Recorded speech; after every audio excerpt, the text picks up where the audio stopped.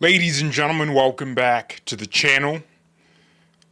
We're doing the show a lot earlier today, so applause in the chat for me, because this could have been at 2 a.m. But we have some breaking news, a major story developing right now as we speak. President Trump, Pete Hegseth, the Secretary of War, and the Attorney General dropped a bombshell today that the United States military conducted a seizure of an oil tanker coming from Venezuela. This is the most direct intervention the U.S. military has done in that Caribbean, in Venezuela. It's been a lot of, narco-terrorists blowing up drug boats off of international waters, which Democrat senators have been all over Pete Hegseth for, pressuring him, accusing him of war crimes. Vindication has, of course, come from those accusations. But this is the first time since these strikes started in September that we are now seeing a direct confrontation, escalation with Venezuela's government, with Venezuela's oil industry, with Venezuela as a country. This is massive. A couple weeks ago, I reported on the fact that the president, according to, I believe, the New York Times, or the Atlantic rather, he authorized covert action from the CIA on the ground in Venezuela. And that usually precedes any strikes, usually when we do these kind of things. We don't just have the military conduct, bombings or anything like that. We have the CIA gather intel and sow division, do what the CIA does. And this Venezuela saga has been confusing for a lot of people because they think, well, Trump is an anti-war president, so what is this about? Is he not being hypocritical here by seeking out this war? What about no endless wars? What about no regime changes? And those are all valid concerns, but once more, I think the case I present for why I think the Trump administration is doing this is going to change your mind. In fact, you're going to turn into a warmonger like me. So here is what the Attorney General Pam Bondi posted earlier. I didn't set the stream up correctly. Okay, here we go.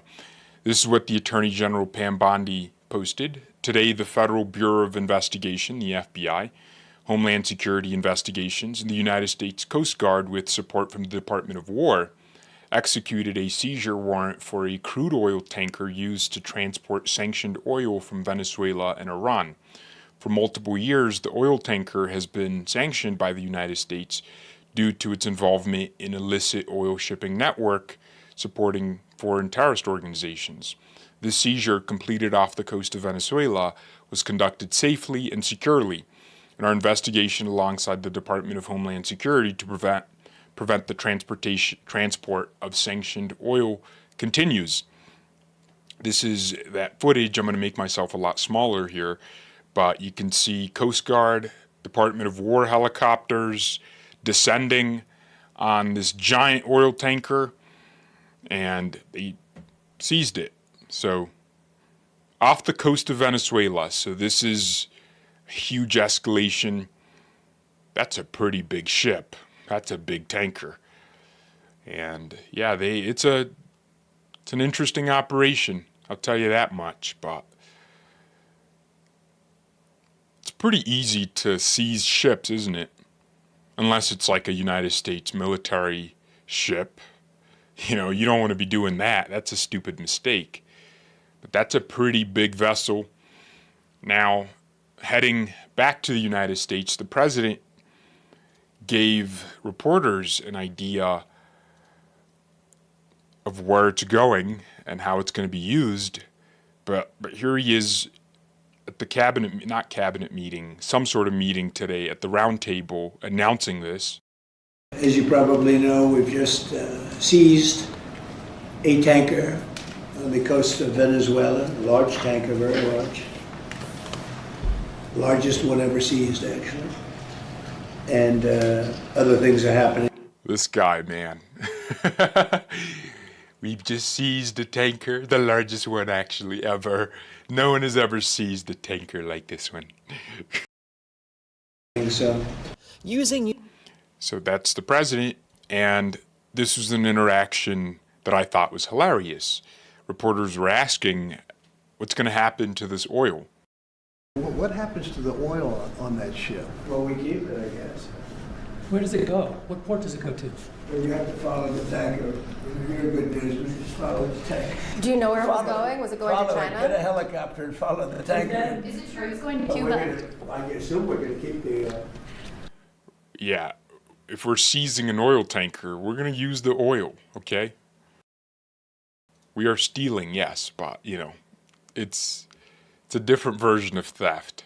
And I don't want to sound like a Trump sycophant where I defend everything he does, but I will actually lay out the case for why we need to do what we're doing in Venezuela. And I'm not going to use the same old talking points, Monroe Doctrine, this, that, and the other. I want to go more in depth and talk a little bit more about national security. Because yes, narco-terrorists are all over Venezuela, trafficking narcotics into the United States on land and sea.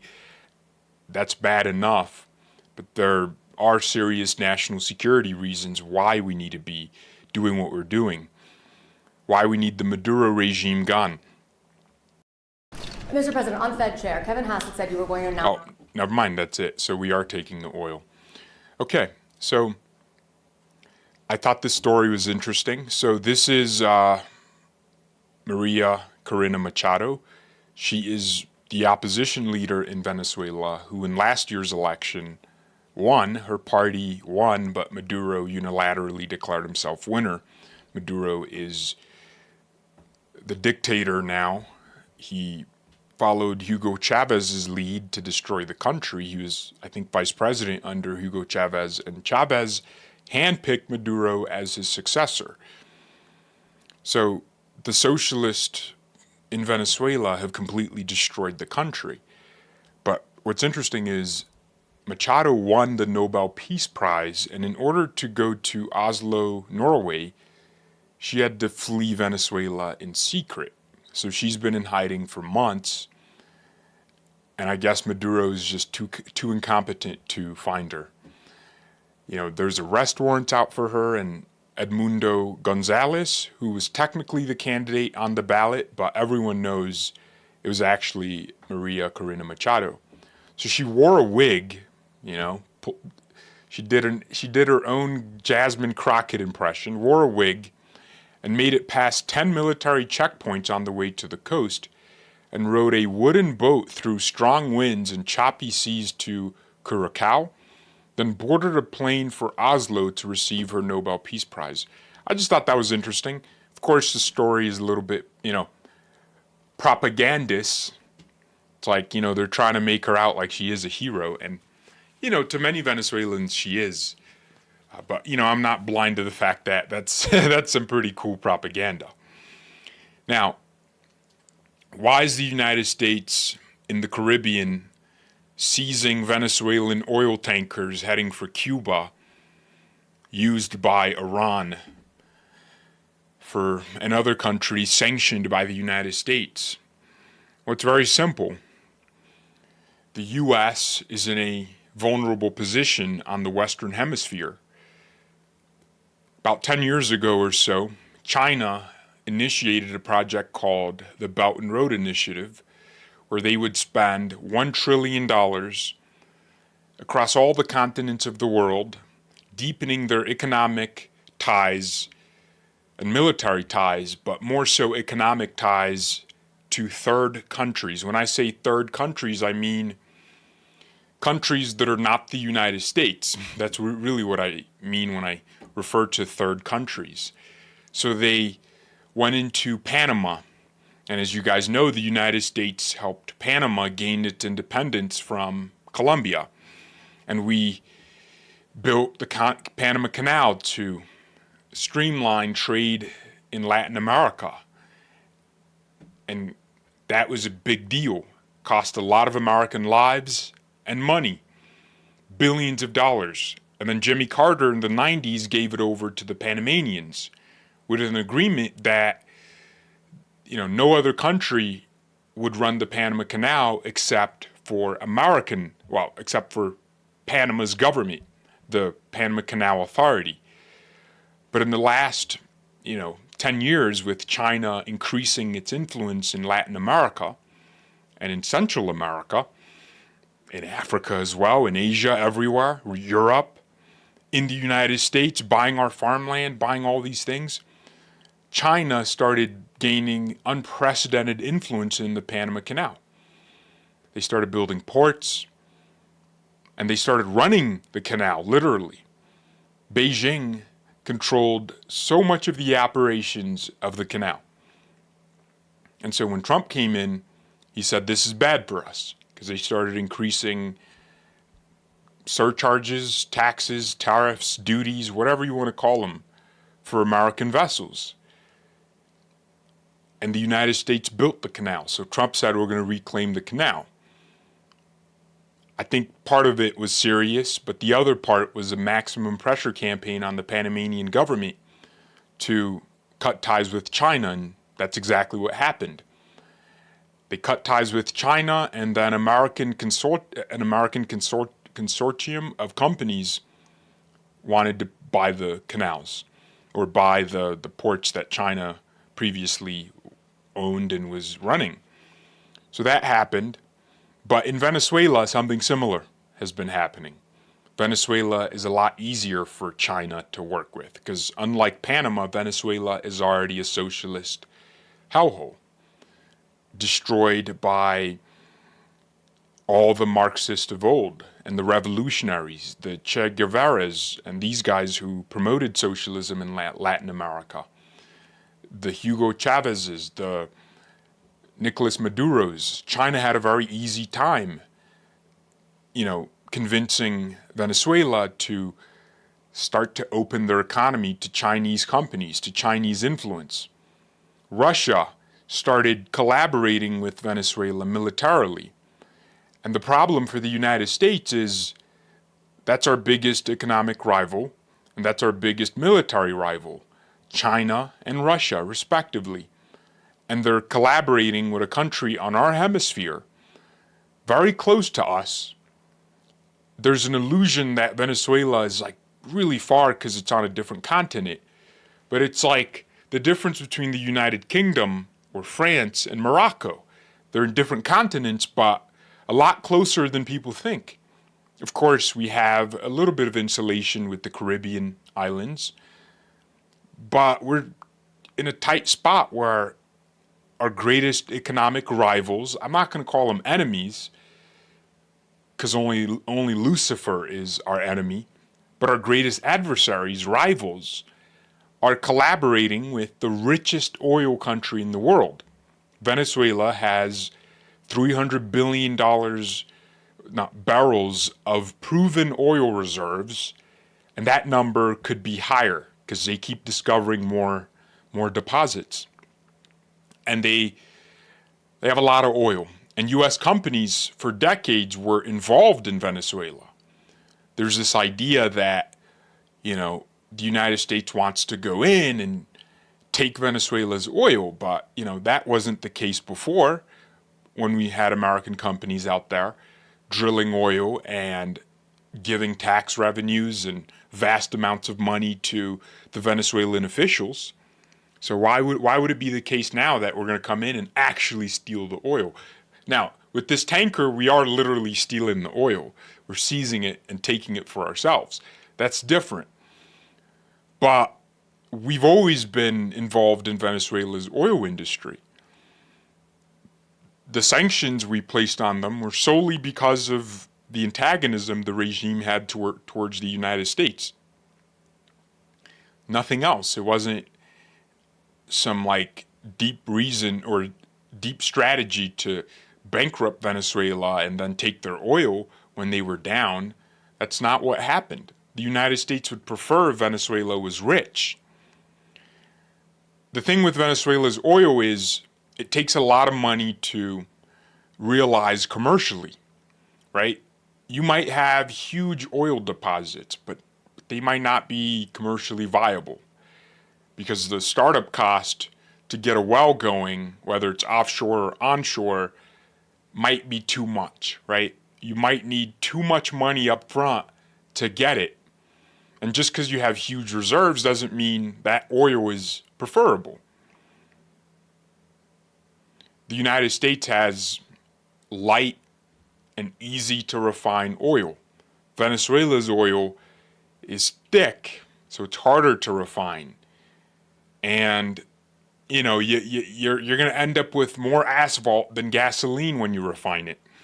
But that's oil for you, right? Oil is vast in Venezuela, and still, even with, the negativity and the negative factors against it, it's still oil, and it's still very lucrative.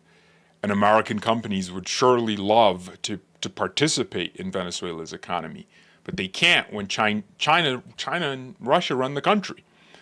And Iran and Venezuela are very tight.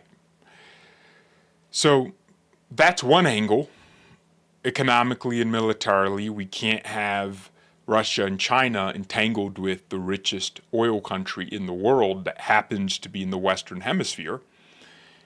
The other reason is something I think a lot of you guys already know about, but if you don't, you might just be learning it. So the Dallas Express ran a story that was monumental. It was a massive story. And I guess the story ties pretty well with what I'm saying already about China and Russia and the influence they have in Venezuela. But now it reveals an escalation which is pretty obvious, right? If China and Russia have Venezuela under their thumb and control it, then they are going to use Venezuela to sabotage the United States, because Venezuela is a lot weaker and it's a lot less obvious if it's actually coming from China or Russia when a third party is doing it. So China and Russia indeed use Venezuela to do that, and that's according to Maduro's former spy chief, the director of military intelligence, who used to work for Maduro, sent a letter to President Trump seeking to expose the narco-terrorist, not just narco-terrorism, but also elections, how Venezuela has gone out of its way to influence U.S. elections. Now, what's interesting is the State Department has a $50 million reward for information leading to Maduro's arrest. So, yeah, it's plausible to think this guy wants some money, but I don't think he'd be risking his life if this wasn't true. So I think it's both. I think he's realizing there's a money thing going on here. I can make some money if I provide this information. But at the same time, I can free my conscience. I can expose Maduro because I know he's going to crumble. His regime is falling apart and his days are numbered. That's an actual quote from Trump. Maduro's days are numbered. Okay, before we read this letter, someone said YouTube is messing with the feed. What do you mean by that? Is the stream good? Yeah, let me know. Yeah, I don't want the stream to not be good, obviously. Yeah, someone said YouTube is messing with the feed. Yeah, I don't know what that would mean, but it is what it is. Smartmatic. Okay, someone already predicted it. Okay, looks good on your end. Okay, then it might just be a thing. Boycott China says Russia sent 2 nuclear bombers to Venezuela when Maduro lost during Trump's last term, threatening World War III, because Trump prevented the invasion of Guyana.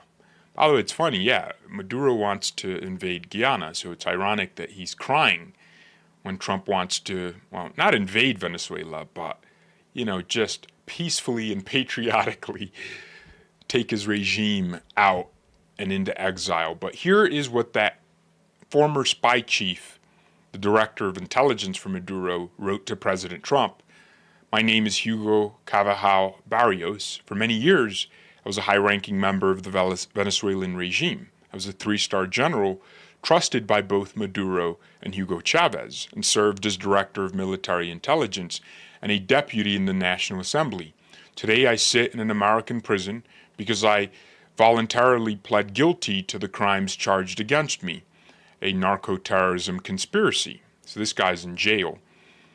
I write to atone by telling the full truth so that the United States can protect itself from the dangers I witnessed for so many years. I publicly broke with the Maduro regime in 2017 and fled my country, knowing that I face criminal charges in the United States. In doing so, I became their enemy. Knowing the risk, I acted with the strongest conviction to dismantle Maduro's criminal regime and bring freedom to my people. Today, I see the need to address the American people about the reality of what the Venezuelan regime truly is, and why President Trump's policies are not only correct, but absolutely necessary to the United States national security.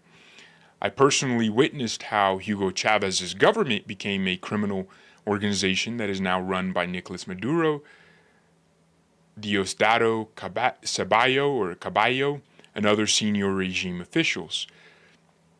The purpose of this organization, now known as the Cartel of the Suns, is to weaponize drugs against the United States. The drugs that reached your cities through new routes were not accidents of corruption, nor just the work of independent traffickers. They were deliberate policies coordinated by the Venezuelan regime against the United States. This plan was suggested by the Cuban regime to Chavez in the mid-2000s and has been successfully executed with help from FARC, ELN, Cuban authorities, operatives, and Hezbollah. The regime has provided weapons, passports, and impunity for these terrorist organizations to operate freely from Venezuela against the United States. Tren de Aragua. I was present when decisions were made to organize and weaponize criminal gangs across Venezuela to protect the regime. And by the way, that's true. That's true. When Maduro had hundreds of thousands of Venezuelans protesting the election last year, he deployed so much of the military and so much of the police that he ran out. Too many protesters were still going and still loud. You know what happened?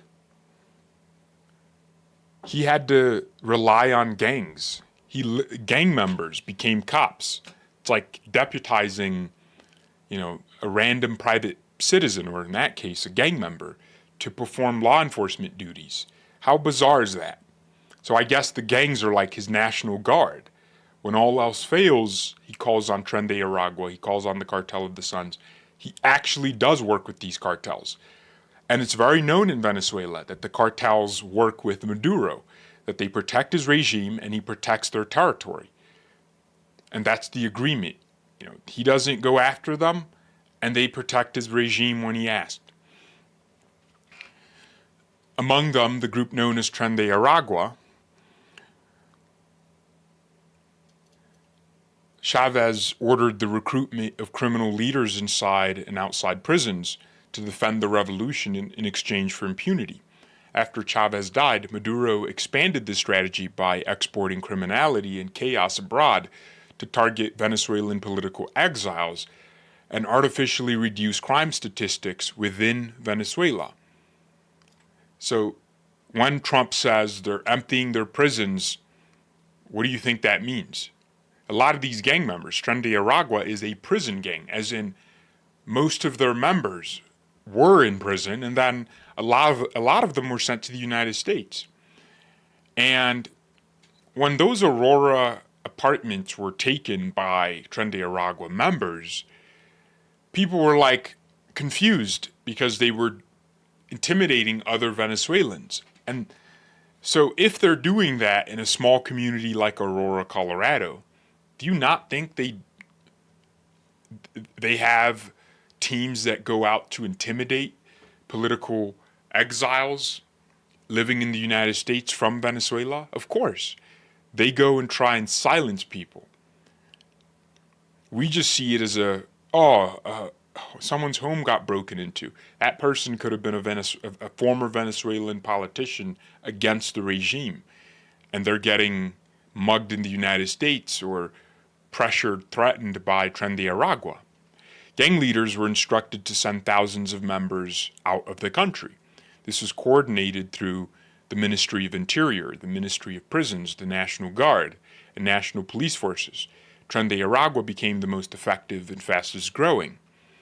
So while MS-13 from El Salvador, technically created in the United States, but later exported to El Salvador, we outsourced everything from manufacturing to gang members. That's what we do, right? We used to make the gang members, then we said, all right, but El Salvador's economy could use these gang factories, and then they made MS-13 members. So while MS-13 was getting crushed by President Nayib Bukele of El Salvador, Tren de Aragua was growing faster than ever because they had the backing of the state. And this backing and this relationship is never going to be that obvious, because if gangs are seen as a legitimate part of government, then their intimidation wears off.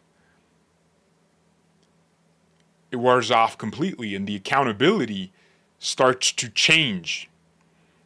The people start to demand a new government. So the government has to pretend like, oh, we're not really that connected to Tren de Aragua. They just happen to operate here, and we do nothing about it. Like Mexico. Also, if the cartels are involved in criminal activity across borders and the government aligns with them, other countries are going to be like, okay, well, that's like an act of war. Kind of like how Trump is viewing it. If Mexican cartels, who already control the government of Mexico, actually went out of their way to make it too obvious that they control the government of Mexico, what do you think the United States would do? Oh, great, perfect reason, we're blowing you up. Because now it's state versus state. It's country, nation versus nation. The United States military versus the Mexican military run by the cartels. So there always has to be this appearance that the state is trying, but they're just losing against the cartels. If any country run by criminals really wanted to, they could crush the gangs overnight. But they know that gangs bring a huge amount of money into the economy. The narcotics trafficking. Gang members buy food like everybody else.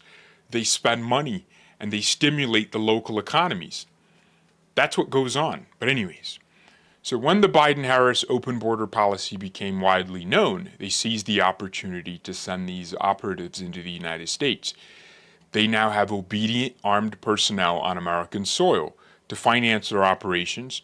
They were explicitly instructed to continue kidnapping, extorting, and killing. Every crime they commit on your soil is an act ordered by the regime. Counterintelligence and espionage against the United States.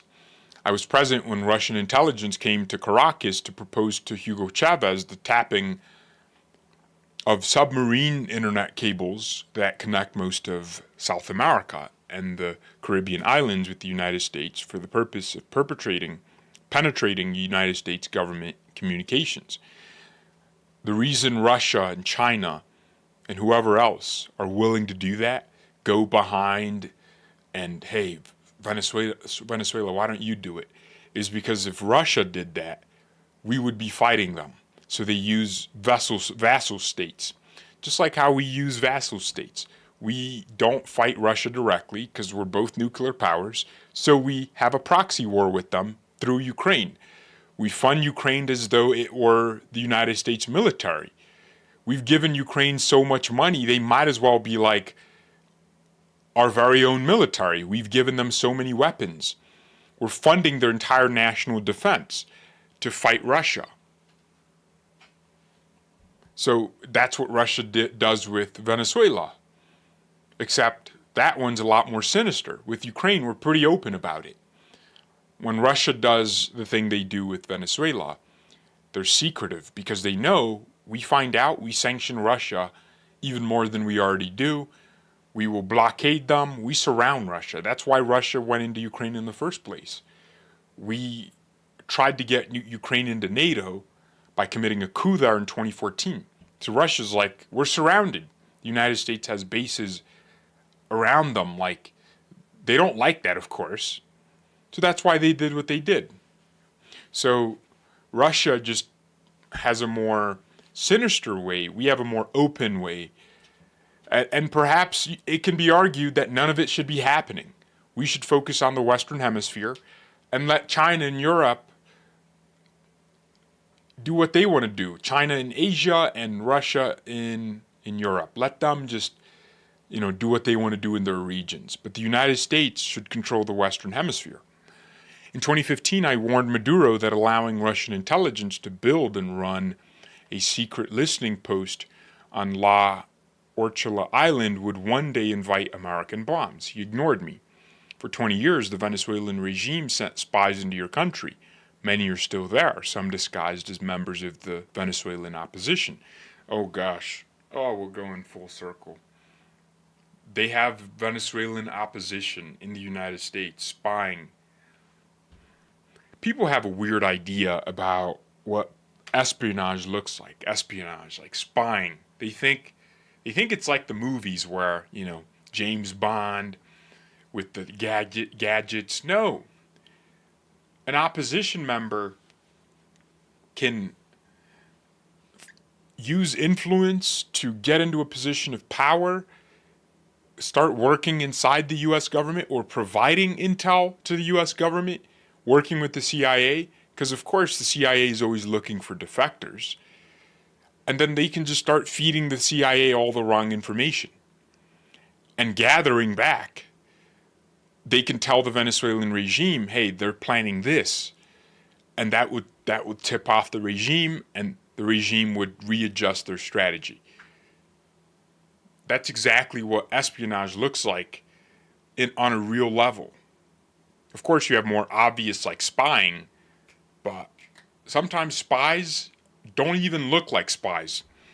Cuban intelligence showed me their networks inside your naval bases on the East Coast. They bragged about having sent thousands of spies over decades, some now career politicians. This guy needs to be talked to, man. U.S. diplomats and CIA officers were paid to assist Chavez and Maduro in remaining in power. These Americans acted as spies for Cuba and Venezuela, and some remain active to this day. I mean, it really does make you think, right? The CIA, we know, is corrupt. The U.S. government, we know, is corrupt.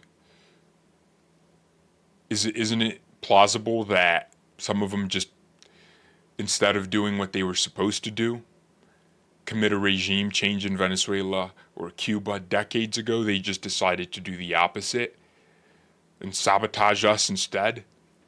But anyways, Smartmatic was born, this is the elections part, was born as an electoral tool of the Venezuelan regime, but soon derived into a tool to help keep the regime stay in power forever. I know this because I placed the head of IT of the National Electoral Council in his position, and he reported directly to me. The Smartmatic system can be altered. This is a fact. This technology was later exported abroad, including the United States.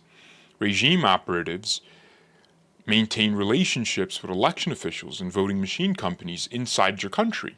I do not claim that every election is stolen, but I state with certainty that elections can be rigged with the software and has been used to do so.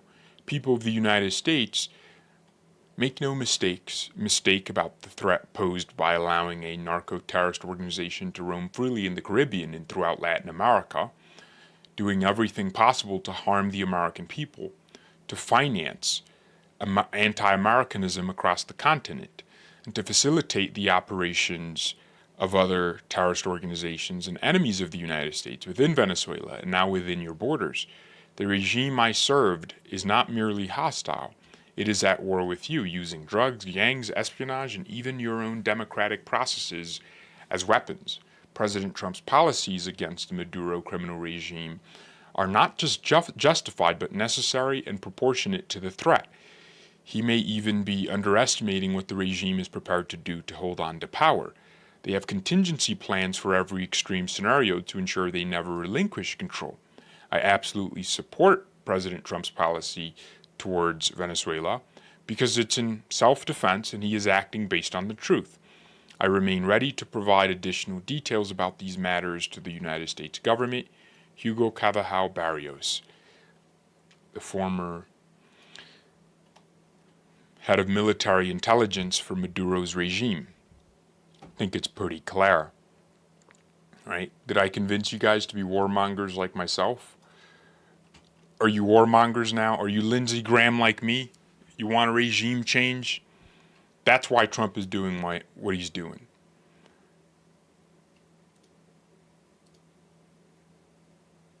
That's why. Why is the stream? Why can't I click this? Okay, whatever. Well, look, hit the like button if you haven't, right? Interesting day. We got new oil, right? We got some nice new oil. We could use some new oil. You want peace? Well, peace is achieved through a realistic foreign policy position. We can't have,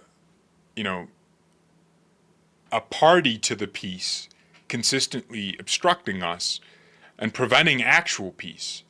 So this idea that we can have peace without, some action is a pretty, it's not realistic. It's not pragmatic. Love your channel.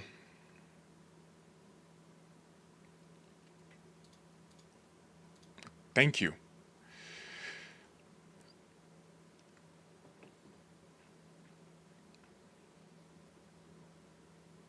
We are the new pirates of the Caribbean. Yep. I am the captain now. Okay? Ilhan Omar's jealous. She's jealous. But yeah, I'm very happy with what the Trump administration is doing. This is a major escalation. So all we're waiting for are those ground strikes. And I think they should get on with it before the clowns in the Senate pass that resolution preventing the strikes. Because I don't think I want to be hearing about Maduro in January next year. The voters are not going to like it because the whole reason Trump's approval dipped between July and, let's say, October was not just because of the shutdown that happened a lot later. It was because people felt like the focus was on foreign policy, whether it was bombing Iran for Israel or bombing the Houthis, or what else did we do in those months? Or solving, even when people, like solving the wars, yeah, that's great, but people felt like it was like all we were getting, right? Even though we had foreign domestic policy wins and we were pushing no taxes on tips, which are going to kick into effect next month and beyond, people still felt like, they're not focused on the right thing. So I don't want that same feeling replicated in January, February, March. I don't want people thinking, why are we in Venezuela? I want it done. Because this isn't new. Trump in his first term applied similar maximum pressure on Venezuela. It's not just Trump. Obama sanctioned Venezuela. And Biden, recognized the opposition as the rightful winners. It's just U.S. foreign policy. There are just certain policy points that transcend administrations, that last and outlast presidents.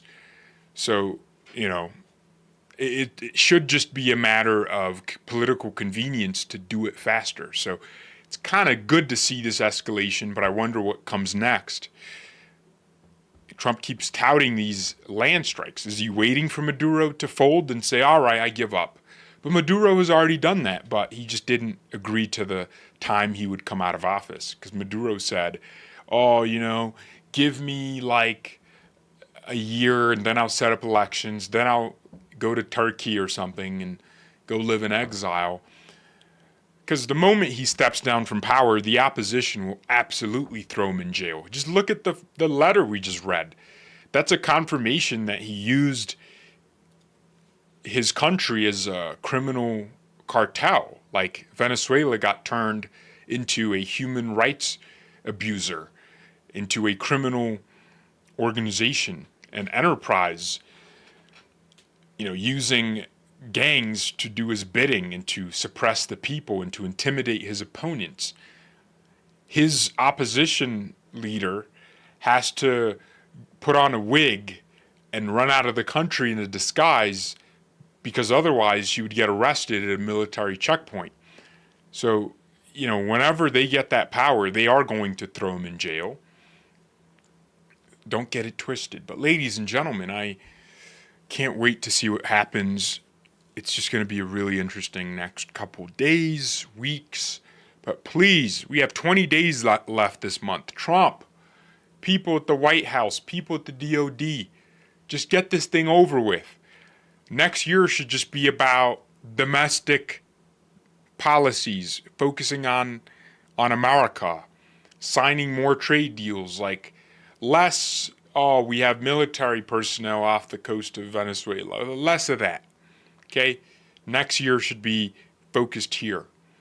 Because I'm worried. I'm thinking people are going to be like, they're going to have the wrong perception. Because of course they will. Most people don't try to think like, why does Trump want to do what he wants to do in Venezuela? Why does he not like Maduro?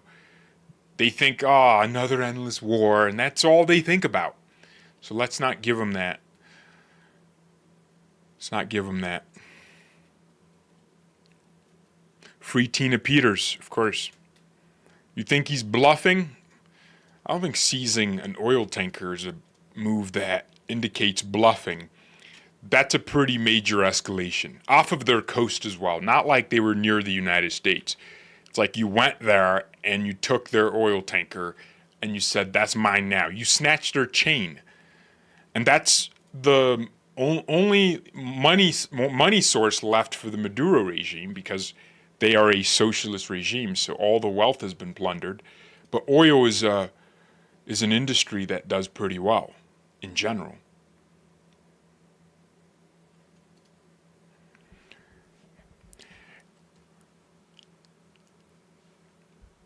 All right.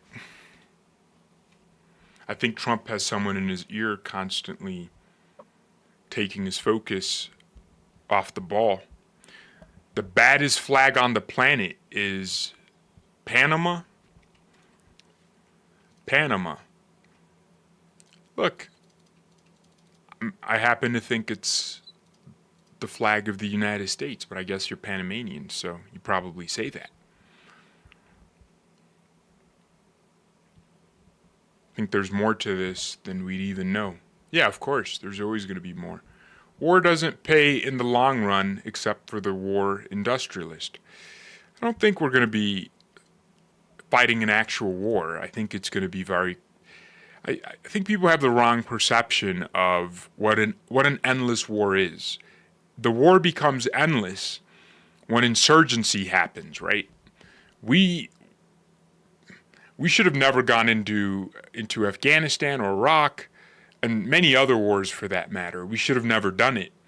Especially after the Soviet Union fell. We should have just said, all right, well, all the wars ended. Let's focus on America now. Let's not invent new opponents. But we got dragged into the Middle East. But, okay, the reason those Middle East wars were endless was because we would fight one enemy, and that would spawn 50 other enemies. And then we'd have to stay there and fight the 50 other enemies that we created by being there in the first place. With Venezuela, you have a population that's like begging for us to help. And we have a huge Venezuelan diaspora in the United States, in Florida. Not the Tren de Aragua people, but the normal people. Some of them are illegal, and they want to go home.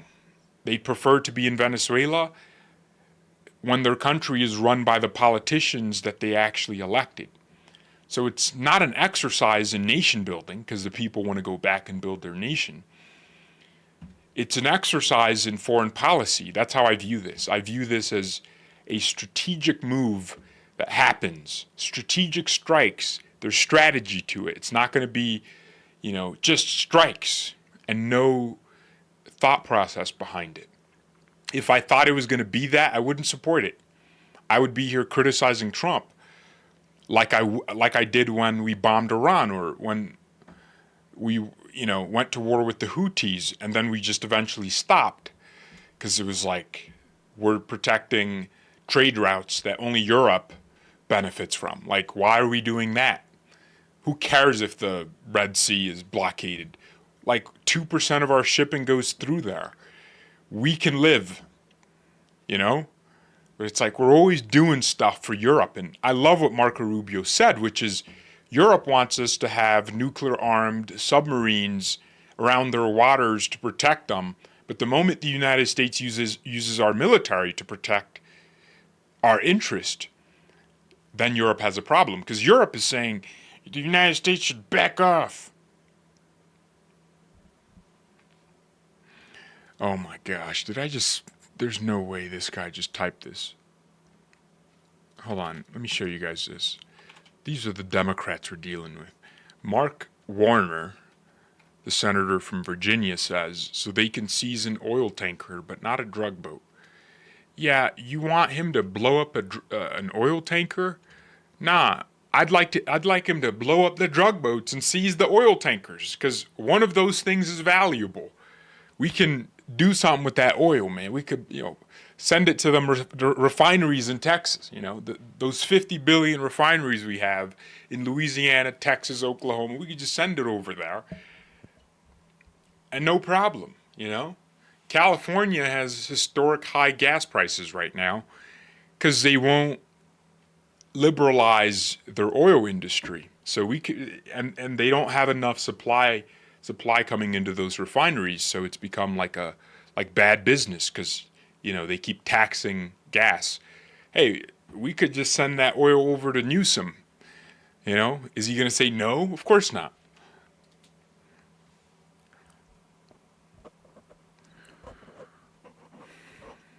We could sell the oil back to them. That'd be hilarious. We steal it from them. What a bad idea. Come on, you don't want oil to go to California. Seriously, though, there needs to be like a federal law. If Republicans were serious, they would make a federal law that says states cannot overburden industries. Like, we just need that law. Because right now, Trump is all about reshoring, bringing jobs back, manufacturing. Taiwan Semiconductors is one of those companies that made huge pledges to spend money in, American manufacturing. They're building a bunch of plants in around the Phoenix area. But do you know they spent like $300 million just to navigate through 18,000 pieces of regulations and paperwork, and it's ridiculous. And every time they want to start on a site, the neighbors come out and protest, and the city council has to do something else. And it's like, in China, they just approved the coal plant, and it doesn't matter if it's in someone's backyard. Now, of course, I protested when they wanted to build, well, they're actually building it now, affordable housing next to my house. Hey, I pay high rent here. I'm paying like $2,700. It just went up another $75 on my new lease. I'm paying rent for this house. I don't want to actually have Tyrone and LaQuanda living on Section 8 at the apartments next door, because I like having my white boomer neighbors with Indian tech developers in the mix. Okay, I like the neighbor. I like it. I like the peace. I like that an Amazon package can be out there for 2 hours. Literally, this is a true story. I would not lie about this. But I was waiting for an Amazon package to come here like a month ago. And I ordered it, said it delivered at like, 2 p.m. and it's like 9 p.m. That's when I remembered that, I should have went outside and grabbed the package. I go outside and I look at Amazon. It shows that it delivered to the right door, right? It delivered to the front door. And I open the front door and I'm looking, there's no package. And I'm thinking, oh my gosh, there's no way. What could have possibly happened? I look around the house, like if I accidentally at some point, like I thought about every possibility. I went like around, like just looking. And then I just kind of started coming to the conclusion that someone came and they stole the package. And I was just like, oh gosh, why here? Why now? Why today? Why this package? And then I look, as I was about to give up, I look at the rocks. So let me show you what I'm talking about. No, I think you can get it. Okay, you guys are smart. I look at the rocks like, so you have the porch and then the thing. And the package is right on the ground, like pressing against the neighbor's fence. And I'm like, oh my gosh, the wind. It was a lightweight package. The wind literally carried the package, stole the package, and tried to frame it on the neighbor. Literally, the wind stole the and it's just like, I was like, man, whew. The Chucks and the Craigs and the Lindas that live around me have not turned into thieves. Thank God. I was thanking God. Yeah, it was really interesting. Anyways, yeah. So ladies and gentlemen, let's see what happens with this whole thing in Venezuela. Hope you guys enjoyed the show. Exactly, the wind stole my package and I didn't blame Laquanda. I actually thought the neighborhood people just started stealing. But, for once, I didn't blame Laquanda. I just thought the neighborhood started stealing. But it's okay, because no one stole anything from me. The Laquandas, the Laquishas, they're still great. In fact, I have been loving the Laquandas recently, because what they have been saying about the Somalis in Minnesota has been spot on. Right? They have been saying that it's not fair, that they're stealing what should go to the Laquandas and Laquishas. The only thing the black community needs is shame. That's it. That's all. Shame. When the YNs, the young thugs that hate jobs, when they go out and destroy neighborhoods, the neighborhoods they live in, by the way, when they do that, there needs to be universal condemnation.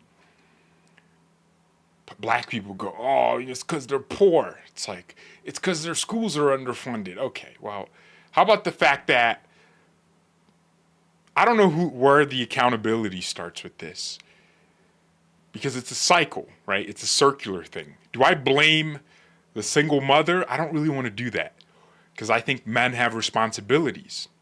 But those men were raised by single mothers. So, you know what? If everybody was just like, black women, stop spreading your legs for Tyrone when he has no job, okay? All he does is gangbang. And he bangs you too. He's not going to take care of your baby. Don't name him anything with La in it, okay? LaShawn, La Ray, like, just name him a normal one, okay? Just give him a chance in life. Don't make it too obvious that he's black, because when he applies for a job, the stereotypes come in. Here comes LaShawn. He's going to be lazy, right? Give him a name, like a really white Connor, okay? Black women, that's what I'll say to you. Don't spread it for Tyrone and for LaShawn, okay? Just don't do that. Black men, okay? Us, me, all black men. accountability. Everything is your fault, okay? If someone calls you the N-word, it's your fault. Maximum accountability, okay? You're accountable. You're responsible. Just take care of everything. You're not a real man if you're sagging. Okay? Wear the pants where they're supposed to be worn. With a belt. Okay? With a belt.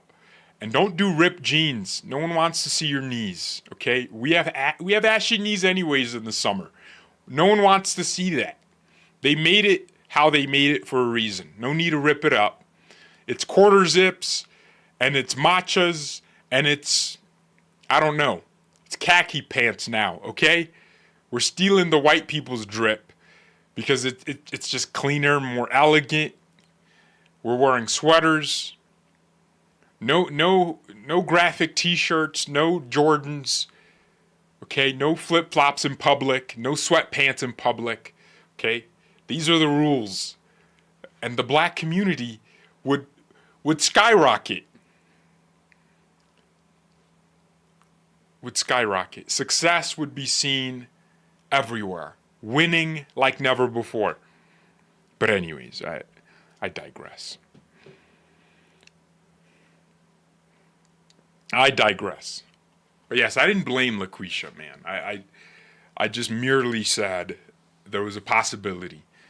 Someone said, "What? Imagine coming into this live stream, reading the title, getting excited. You're about to hear of the United States collecting and seizing oil tankers in Venezuela in one of the greatest escalations on the Western Hemisphere in a while, in a very long time, proving that Trump is about to do something massive in Venezuela." And then you're hearing me talk about no more abortions. Yes, I forgot to say that to black women, okay? No more abortions. If you can't take care of your baby, there's a white couple in Indiana that will raise them for you, okay?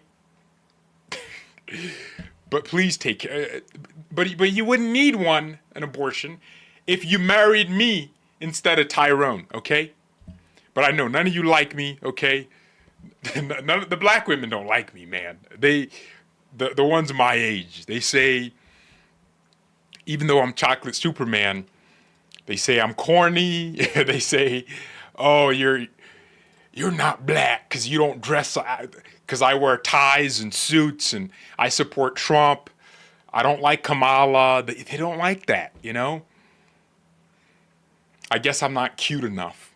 They say, "Oh, George, not only are you all those things ideologically, but you're not like my type. You don't have dreadlocks, you know? You barely get a haircut. You need dreadlocks, George. You need dreadlocks. Okay? You need dreadlocks and you need a full beard. And look, I'm dealing with beard deficiency syndrome, okay? We're trying to grow the mustache. But I ain't Adolf. I'm not Hitler. It's not coming through. The mustache is not happening. Crazy. That's a crazy. There's other people with mustache. I guess he's the only one I think of when I think of a mustache person. But mine's not growing, okay? And they don't like that. They don't like those things. But anyways, you know. But, you know, I can't go on black.com, the dating site, and put right-wing Republican. Like, I can't go do that, you know. I can't put, "Oh, I drive a Kia." I don't have a Charger. I don't have a Mustang. I don't have a Hellcat. I don't have that. I drive a Kia and it got broken into. My car, I don't break into cars. My car gets broken into. Look at the warped reality we live in. How are black women supposed to take me seriously? Look, I might be 6'2", okay? I might be chocolate Superman, bug-eyed zapper. I might be all those things. I have all of it going for me, but they don't like when I say, "Oh, I'm a conspiracy theorist." I still think the 2020 election was stolen. I still, I support Trump, Orange Man. They don't like it when I say, "Hey, don't let Tyrone do it." They don't like that, Okay? They don't like that.